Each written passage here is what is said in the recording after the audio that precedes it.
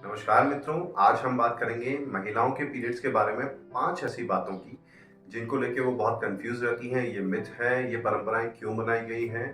तो आइए video start करते हैं जल्दी से जल्दी। इस जानकारी को आप अपने घर में सभी महिलाओं को शेयर करें। पॉइंट नंबर 1, आप किचन में नहीं जाएं।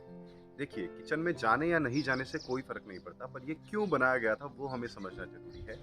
किचन में बहुत सारे ऐसे काम होते हैं जहां आपको घंटों तक किचन में रहना पड़ता है। अगर पीरियड्स में या मेंसेस में कोई लेडी अगर कंटिन्यूसली किचन में खड़े रहकर काम करती है, तो क्योंकि उसे ब्लीडिंग है और उसकी वजह से थोड़ी वीकनेस रहती है और उसकी बॉडी में बहुत सारे चेंजेस उस वक्त होते हैं, तो उस वजह से वो एक्सर्शन नहीं कर सकती। इसीलिए उन्हें किचन में जाने के लिए मना किया गया, क्योंकि किचन में एटलीस्ट एक एवरेज ड्यूरेशन जो माने हम इंडियन लेडीज़ का, तो वो काफ़ी घंटों में होता है। तो इसलिए हमें किचन में जाना अवॉइड करना चाहिए। मींस किचन में काम करना अवॉइड करना चाहिए, हमें रेस्ट लेना चाहिए। पॉइंट नंबर 2, आप पानी के बर्तनों से दूर रहिए। देखिए, अभी आपका पानी हमेशा किचन में होता है मैक्सिमम टाइम, या फिर आपके फ्रिज में होता है, लेकिन पुराने टाइम पे ऐसा नहीं था। आपको पानी भरने के लिए घर से काफ़ी दूर जाना पड़ता था और काफ़ी बड़े बड़े आपको बर्तनों में पानी घर में लेकर आना पड़ता था। इसलिए उस वक्त अगर कोई लेडी मेंसेस में होती है तो उससे काफ़ी प्रॉब्लम हो सकती है, और क्योंकि उस वक्त सैनिटरी पैड्स वगैरह नहीं थे, तो ब्लीडिंग उससे काफ़ी हो सकती है, जो कि उसके सारे ड्रेसेस को ख़राब कर सकती है। इसलिए उस वक्त ये रूल बनाया गया कि आपको पानी के बर्तनों को टच भी नहीं करना, ताकि अगर आप टच करेंगे तो आपको पानी लेने भी जाना पड़ेगा, और ये सब काम आप नहीं करें। इसलिए ये एक परंपरा बना दी गई थी कि आपको पानी के बर्तन टच नहीं करने। पॉइंट नंबर 3, बेड पर न सोएं। इसके 2 रीज़न हैं। सबसे पहला रीज़न, क्योंकि पिछले ज़माने में पानी की काफ़ी कमी होती थी और पैड्स नहीं होते थे, तो अगर कोई लेडी मेंसेस के ड्यूरेशन में बेड पर सोती है और बेड पर ब्लड के छींटे लग जाते हैं या बेड थोड़ा मैस क्रिएट हो जाता है, तो उसे वॉश करने में उसे काफ़ी सारा पानी यूज़ करना पड़ेगा।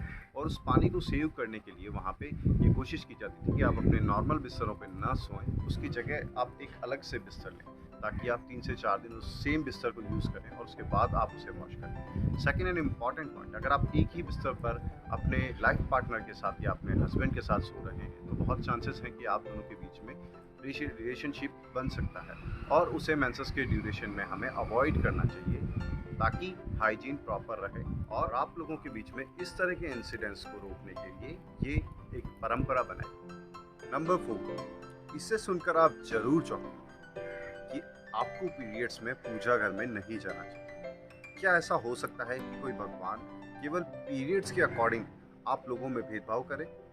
नहीं। तो फिर ऐसा क्यों कहा गया और ऐसा क्यों परंपरा को बनाया गया कि पीरियड्स के दौरान आपको पूजा घर में नहीं जाना चाहिए?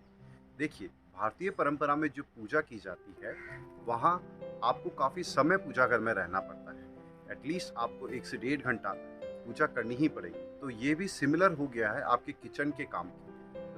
जैसे किचन में आपको बहुत लंबे टाइम तक काफ़ी एक्सर्शन करना पड़ रहा था, वैसे ही हमें यहाँ पूजा में काफ़ी सावधानियाँ भी रखनी पड़ती है और काफ़ी समय भी देना पड़ता है। काफ़ी लंबे समय तक हमें काफ़ी बार बैठना पड़ता है, जैसे यज्ञ और हवन।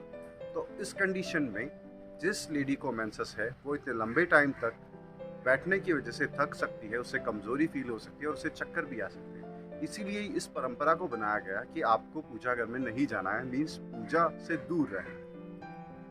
पॉइंट नंबर 5, आपको खट्टा नहीं खाना। मेंसेस के दौरान थोड़ा खट्टा खाना कोई नुकसानदेह नहीं है, लेकिन अकॉर्डिंग टू आयुर्वेदा अगर आप बहुत ज़्यादा अमाउंट में खट्टा खाते हैं तो ये आपके मेंसेस के फ्लो को बढ़ा सकता है, साथ ही साथ ये पीरियड्स के दौरान होने वाले दर्द को भी बढ़ा सकता है। तो इसीलिए ये परंपरा और ये जितनी 5 परंपराएं हमने अभी डिस्कस की हैं, उन सभी परंपराओं को थोड़ा फॉलो करना ज़रूरी है। लेकिन हमें अंधविश्वास भी नहीं रखना कि हमें छुआछूत नहीं रखनी है। हमें इन सब चीज़ों को टच करने की जगह इन सब चीज़ों के पीछे जो साइंस था उसे समझना है। अगर आपको ये जानकारी अच्छी लगी हो तो आप हमें लाइक करके बता सकते हैं। इन सब जानकारियों से जुड़े अगर आपके कोई प्रश्न हैं तो आप वो हमें कमेंट सेक्शन में डाल सकते हैं, हम उनका जवाब देने की कोशिश करेंगे। लेकिन इन सबसे ज़रूरी चीज़, आप इस जानकारी को अधिक से अधिक लोगों तक शेयर कीजिए और स्पेशली सभी महिलाओं तक शेयर कीजिए, ताकि उन्हें पता लगे कि इन सभी परंपराओं के पीछे की साइंस क्या थी और वो इसे बिना अंधविश्वास के सामान्य रूप से फॉलो करें।